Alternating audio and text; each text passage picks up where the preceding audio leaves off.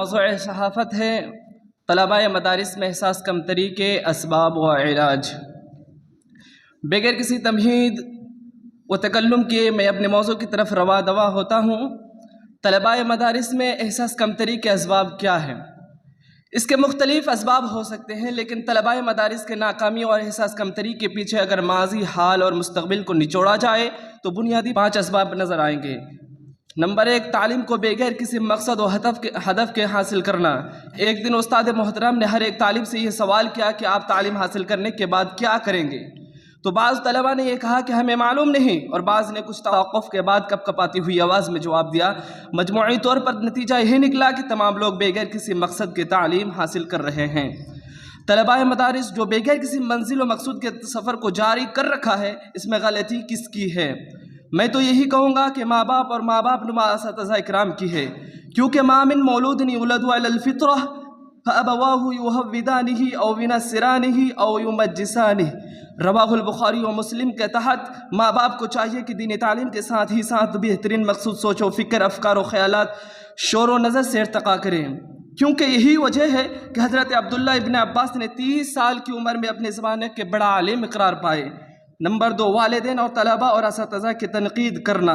اس عظیم منچ اور ہمارے بہترین مشہور و معروف اساتذہ اکرام کے دست برداری سے ہر والدین، طلباء اور اساتذہ سے گزارش کروں گا کہ اگر کوئی طالب علم کند ذہن ہے، تعلیم میں کمزور ہے، تو اس کو ہرگز نہ کہے کہ تو کچھ کر نہیں سکتا، بلکہ اس کے حق میں دعا کرے اور اس کے چھوٹے چھوٹے تعلیمی سرگرمیوں پر حوصلہ افزائی فرماتے رہیں۔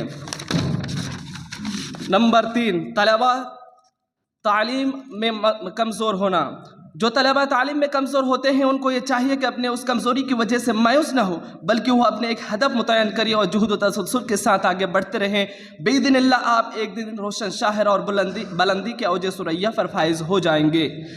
ساتھ ہی ساتھ کند ذہن طلباء ایک بات یاد رکھیں، تیری کامیابی پر تعریف، تیری کوشش پر تانا ہوگا، تیری دکھ میں کچھ لوگ، تیرے سکھ میں زمانہ ہوگا، کیونکہ فرسٹ پوزیشن حاصل کر لینا یہ کامیابی نہیں ہے، بلکہ ہنر پیدا کر لینا کامیابی ہے۔ طلباء مالی اعتبار سے کمزور ہونا۔ جو لوگ مالی اعتبار سے کمزور ہوتے ہیں، ان سے فقط علامہ اقبال کا شعر عرض کروں گا کہ میرا طریقہ امیری نہیں فقیری ہے، میرا طریقہ امیری نہیں فقیری ہے، تو خود نہ بیچ غریبی میں نام پیدا کر۔ علامہ اقبال نے اس شعر میں اس طرف رہنمائی کی ہے کہ اگر تیرے پاس فقط 2 کتابیں اور 1 پینسل ہے تو مایوس نہ ہو، بلکہ اسی 1 پینسل اور 2 کتابوں سے نام پیدا کر۔ نمبر 5، اور ایک سب سے بڑی خامی جو طلباء کے اندر پائی جاتی ہے وہ یہ ہے کہ ہم جو کچھ کریں گے وہ تعلیم کو مکمل کرنے کے بعد جب جوان ہو جائیں گے ابھی ہماری وہ عمر نہیں کہ ہم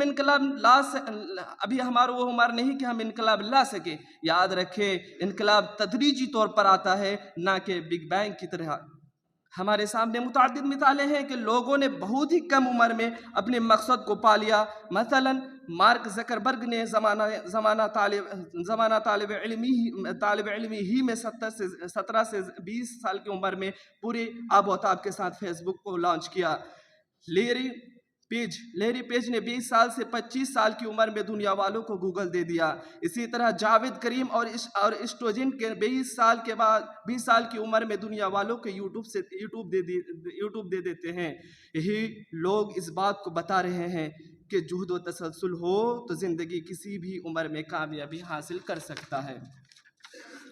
احساس کمتری کے علاج۔ طلباء کو چاہیے کہ اپنے نئے سال کی تعلیم کو شروع کرنے سے قبل اپنے ایک اچھے دوست کو علمی گائیڈ بنائیں، یعنی ایسا ساتھی جس سے یہ قوی امید ہو کہ وہ ہر اعتبار سے علمی، فکری اور مطالعاتی رہنمائی کر سکتا ہے۔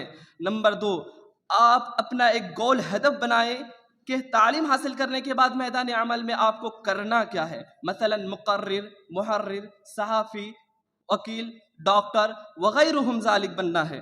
پھر اسی کے مطابق اپنے تعلیمی سفر کو جاری رکھیں۔ اس کا ایک فائدہ ہوگا کہ مدارس سے نکلنے کے بعد آپ کے سامنے راستہ ہوگا۔